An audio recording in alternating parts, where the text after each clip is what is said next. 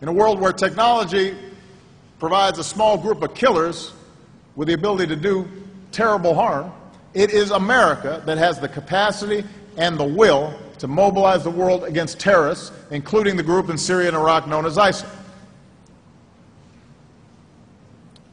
Our intelligence community, as I said last week, has not yet detected specific plots from these terrorists against America, but its leaders have repeatedly threatened America and our allies, and right now, these terrorists pose a threat to the people of Iraq, the people of Syria, the broader Middle East, including our personnel, our embassies, our consulates, our facilities there. And if left unchecked, they could pose a growing threat to the United States. So last month, I gave the order for our military to begin taking targeted action against ISIL. And since then, our brave pilot and crews, with your help, have conducted more than 160 airstrikes against these terrorists. But I want to be clear.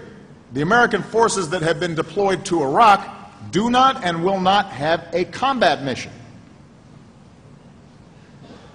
They will support Iraqi forces on the ground as they fight for their own country against these terrorists. As your commander-in-chief, I will not commit you and the rest of our armed forces to fighting another ground war in Iraq.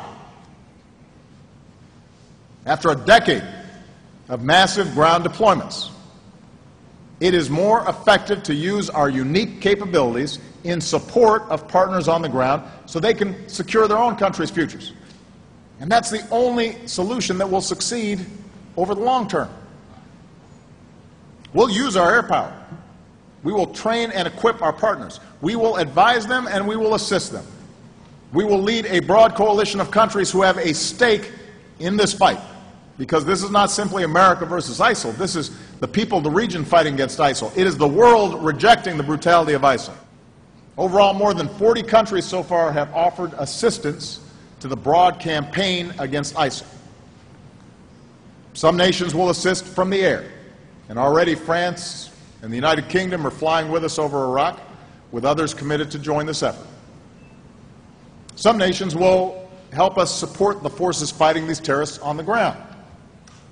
And already Saudi Arabia has agreed to host our efforts to train and equip Syrian opposition forces.